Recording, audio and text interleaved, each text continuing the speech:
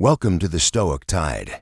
I hope you're doing truly well, not just rehearsing the word like it means nothing. Because today we're not talking about another morning routine. We're talking about ignition, about waking up like your existence is on the line. Not with caffeine, not with comfort, but with purpose so fierce it makes sleep afraid of you. There's a sacred silence before sunrise, that breath the universe takes before creation begins again, right now, somewhere. Someone just opened their eyes to their 14,000th morning and will waste it exactly like of last 13,999. But not you, because something in you rebelled against the numbness. Something ancient dragged you here.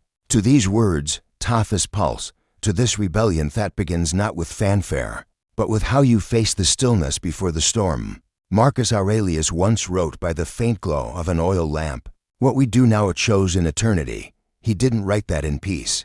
He wrote tight while death was breathing down his neck in a tent where the world was collapsing around him. Each sunrise wasn't mercy. It was a challenge. Yet, he rose, not because he felt ready, because he understood what most men do without realizing. The morning isn't an event.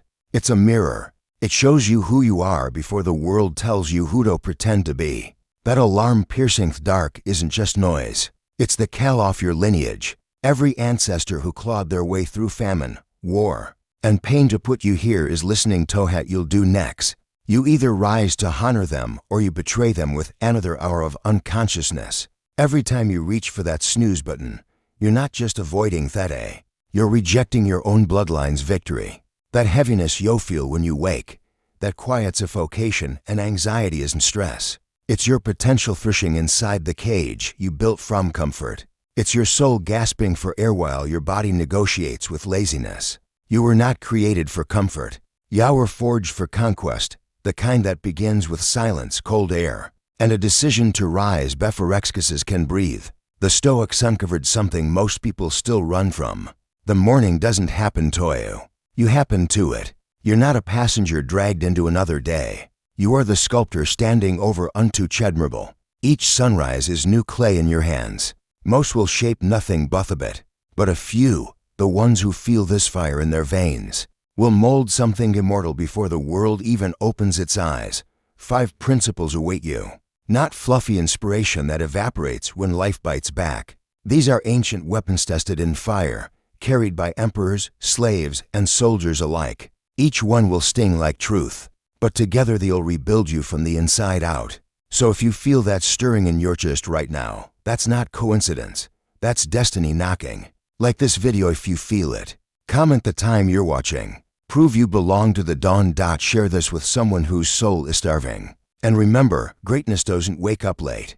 Now let's begin. Number 1. The bone clock. Your skeleton counts. Every wasted morning. Inside your body, beneath the muscle and blood, your bones are keeping score. Every morning you surrender to weakness, they record it. Not metaphorically, literally. Your skeleton rebuilds itself based on the demands you place on it. And every morning you choose softness. Your bones whisper to each other, "We're not needed for greatness here." Seneca knew this when he wrote, "Every man dies." Not every man truly lives, but hemist something. Your bones know that difference. Scientists discovered that astronauts' bones deteriorate in space not from zero gravity alone, but from the absence of resistance. Your morning lethargy is creating the same effect. You're becoming an astronaut in your own bed floating in comfort while your foundation crumbles. Your skeleton is a living monument every morning you've either conquered or surrendered. Which story are your bones telling? Feel your bones right now. Feel them holding you up despite every morning you've let them down. They're not just calcium and marrow. They're the library of your ancestors' struggles. The architecture of warriors who faced saber-toothed tigers with wooden spears. Yet here you are, afraid of a cold florent and early alarm. Your bones must think evolution made a terrible mistake when that alarm detonates tomorrow. Remember this, your skeleton is voting. Every movement you make or don't make is recorded in calcium. Stay in bed and your bones adapt to horizontal living. Rise immediately and they restructure themselves for vertical conquest. You're literally building a warrior's frame or a victim's cage. Never at a time. The choice happens before your mind even fully awakens. Ancient Stoics stood on cold stone floors, not for discipline, but for dialogue. A conversation between their will and their bones about what kind of structure would carry them through life. Your morning hesitation isn't just mental weakness. It's skeletal sabotage. You're programming your very foundation to expect and accept defeat. Your bones are learning whether you're predator or prey. And every snooze button pressed teaches them you're something to be hunted rather than feared. That creaking you hear when you finally rise, that's not age. That's your skeleton's disappointment solidify into sound. But tomorrow, when you explode from bed like your sheets are on fire, your bones will remember their purpose. They'll sing instead of creak, strengthen instead of surrender, because finally, they're carrying someone worth supporting. Number 2. The mirror's memory. Your reflection holds. Every morning you've betrayed. The bathroom mirror remembers everything. Every morning you've shuffled past it in defeat. Every time you've avoided your own gaze. Every promise you've made to that reflection and broken before breakfast. The Stoics believed in memento mori. Remember, you will die. But there's something worse than death staring back at you each morning. The ghost of who you could have been if you'd just gotten up when you said you would. That face in the mirror isn't just reflecting light. It's reflecting choices. Layers upon layers of mornings when you chose the snooze button over your dreams. Comfort over conquest. Excuse over excellence. Look closely at those eyes staring back. They've watched you lie to yourself so many times they've stopped believing your promises. Epictetus taught, no one is free who isn't master of himself. Your reflection knows exactly how enslaved you are. Tomorrow morning when you face that mirror, understand what's really happening. You're not just seeing yourself. You're standing before the high court of your potential. That reflection has witnessed every morning.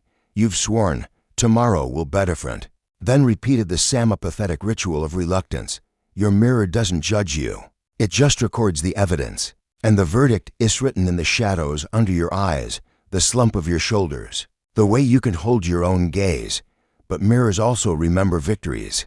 They remember the mornings you rose like a phoenix from the ashes of yesterday's fires.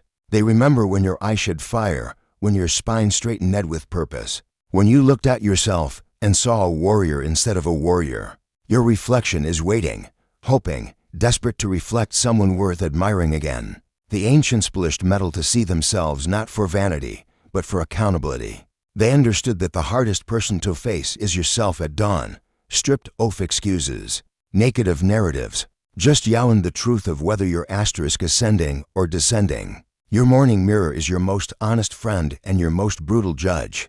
It will show you exactly who you're becoming with mathematical precision. That hesitation bore you look at yourself tomorrow. That's your soul preparing for trial. But if you rise with violence against your own weakness, if you attack the morning like it owes you something, your reflection will transform. You'll see muscles remember their purpose. I circ over their hunger. A face that finally matches the warrior trapped inside. The mirror forgets nothing. Beauty also celebrates everything. Number 3. The silence screams. Listen to what the darkness is desperately trying to tell you. For 30 a.m. the world is unconscious, but silence is wide awake, and it's trying to tell you something that will shatter your entire understanding of morning routines. In this pristine darkness before the noise of civilization pollutes the air, there's a frequency only the chosen can hear. It's not peaceful. It's not calm. It's the sound of opportunity dying, dreams decomposing, potential rotting in the graveyard of your comfort zone. Marcus Aurelius knew this when he wrote, "The universe is change. Our life is what our thoughts make it. But thoughts are loudest when the world is silent. That teary quiet before dawn isn't empty. It's pregnant with the screams of everyone who died with their music still inside them. Every morning you lie paralyzed in your bed. You're adding your voice to that chorus of the unfulfilled. The silence isn't peaceful. It's a battlefield where your excuses wage war against your excellence. And right now, your excuses are winning. Can you hear it? That high-pitched whine in the darkness. That's the sound of your potential flatlining. The pre-dawn silence is nature's lie detector test. In the noise of day, you can hide behind business, drown your inadequacy and distraction, pretend productivity equals purpose. But at 4:30 a.m. when it's just you and the darkness, the silence forces you to confront the brutal truth. You're not tired. You're terrified. Terrified that if you really tried, really pushed, really gave everything. You might still fail. So, you choose thegwarotted failure of not trying over if possible failure of going all in. Ancient Stoics woke before dawn not for productivity, but for the sacred confrontation with silence. They understood that in the absolute quiet, you can hear your soul's recalculating, desperately trying to redirect you from the path of mediocrity you've been traveling. That uncomfortable feeling when you wake up in total darkness, that's no disorientation. That's your true self recognizing how far you've drifted from your destination. Tomorrow morning, in that profound silence before the world wakes up, listen deeper. Behind the sound of your own breathing, beneath the hum of existence, there's a voice you've been drowning out with alarm clocks and morning routines. It's the voice of everyone who believed in you before you stopped believing in yourself. Your parents who sacrificed, your ancestors who survived, your future children who need you to be more than just another person who lived, indeed without significance. The silence before dawn is screaming at you. This is your moment. While they sleep, you rise. While they dream, you build. While they wish, you work. But you've trained yourself to hear this profound. Silence is an invitation to sleep more when it's actually an invitation to become more. The universe is offering you a private audience with greatness every single morning, and you keep standing it up for a date with your pillow. That ringing in your ears in the pre-dawn darkness, that's not onetic. That's your destiny collect. And you keep refusing charges. Number 4. Your bed is a coffin. Every extra minute is practice for being dead. Let me tell you something that will haunt you forever. Your bed is a rehearsal for your casket. Every morning you lie there horizontal, motionless, unconscious. You're not resting. You're practicing for death, and you're getting remarkably good at it. Seneca wrote, "Begin at once to live and count each separate day as a separate life." But you are beginning each day with a dress rehearsal for your funeral. Feel those sheets wrapped around you right now. They're not providing comfort. They're providing training. Training your body to prefer horizontal existence. Training your mind to choose unconsciousness over awareness. Training your spirit to accept paralysis as peace. The mattress industry doesn't want you to know this, but every morning you spend an extra hour in bed. You're literally practicing the position you'll hold for eternity. Except then you won't have a choice. The Egyptians buried their dead with everything they'd need in the afterlife. You're burying yourself every morning with everything you need for a mediocre life. Excuses, comfort, the warm embrace of surrender. That heavy feeling when you wake up. That's not tiredness. That's rigor mortis of the soul setting in. Your bed has become a time Mackinfast forewarned you to your final rest without the inconvenience of actual living first. Think about it. You spend 8 hours unconscious, then wake up and immediately negotiate for more unconsciousness. You're literally addicted to a state that resembles death. While warriors are up training, while artists are creating, while empires are being built, you're lying there impersonating a corpse and calling it self-care. Your bed isn't furniture. It's life's waiting room. And you're not waiting to live. You're waiting to die. Tomorrow morning, when that alarm goes off, remember this. Every second you remain horizontal is a second you're agreeing with death. That life isn't worth the effort of being vertical. Your bed is asking you to practice dying. And you're not just accepting, you're excelling at it. You've become so good at playing dead that you've forgotten you're still alive. But here's what changes everything. The moment you explode from that bed like it's trying to bury you alive, because it is. You're not just getting up, you're resurrecting. You're telling death, not today. Today I'm going to be violently, aggressively, unapologetically. You're refusing to rehearse for a funeral when you could be rehearsing for greatness. The ancient Stoics slept on hard surfaces not for toughness, but for truth to remind themselves that comfort and death are cousins. That too much horizontal living leads to horizontal dying. Your ancestors fought wars, crossed oceans, survived plagues, all so you could have the privilege of choosing when to rise. And you're honoring their sacrifice by practicing being dead. That bed you're in right now, it's not furniture. It's a fork in the road between living and existing, between warrior and corpse, between someone who happens to life and someone life happens to. Number 5. The morning massacre. Slaughter your weaker self before breakfast. Inside you right now at this very moment. 2 versions of yourself are locked in mortal combat. One must die before breakfast for the other to live. This isn't metaphor. This isn't philosophy. This is the most real thing happening in your life. And every morning you wake up, you're choosing which version survives. Marcus Aurelius understood this when he wrote, "What brings no benefit to the hive brings none to the bee." But he was being polite. The truth is more violent. What don't kill your weakness will kill your greatness. Tomorrow at dawn, when consciousness first cracks through the darkness, you'll feel it. That inner civil war. The weak you, the one that's been winning every morning, will immediately start its propaganda camping. You need more rest. You deserve comfort. Tomorrow will be better for starting. But there's another voice almost silenced from being ignored so long, whispering, "Kill me or kill your dreams. There's no third option." This is what nobody tells you about morning routines. They're not about productivity. They're about premeditate murder. The murder of the version of you that's keeping you average, safe, small. Every morning you must commit this bodeful violence. This sacred slaughter of the self that's sabotaging your ascension. The Stoics called it discipline. But that word is to clean for what needs to happen. This is combat. This is carnage. This is choosing which version of you gets to eat breakfast. Feel that resistance when your alarm goes off. That's your weaker self fighting for survival. It knows that if you get up immediately, if you attack the morning with savage intention, it dies a little. Do this in mornings in a row and it dies completely. But here's the terrifying truth. Your weaker self has been winning so long, it's become stronger than your strong self. You've been feeding the wrong wolf, and now it's not a wolf anymore. It's a dragon that breathes the fire of excuses and bleeds the blood of procrastination.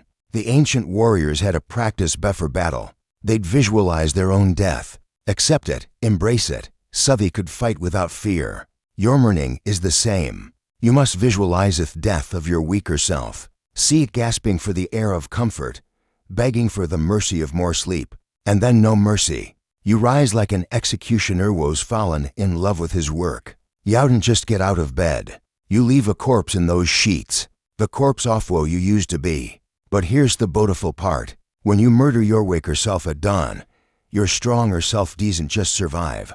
It feeds on their remains. It grows stronger on the bones of your excuses, more powerful on the blood of your hesitation. Every morning you choose this violence, you're not just winning a battle. You're winning a war that most people don't even know they're fighting. The sun is rising now, and you have a choice. Not tomorrow, not Monday, right now, this moment. Will you be the person who just listened to these words, felt something stir, then went back to sleep? Or will you be the one who understands that this wasn't just a video, this was your wake-up call? Disguised as content, the 5 principles you've just inherited aren't suggestions. They're weapons. Your mornings will never be the same, because you will never be the same. You now know too much to pretend you hadn't.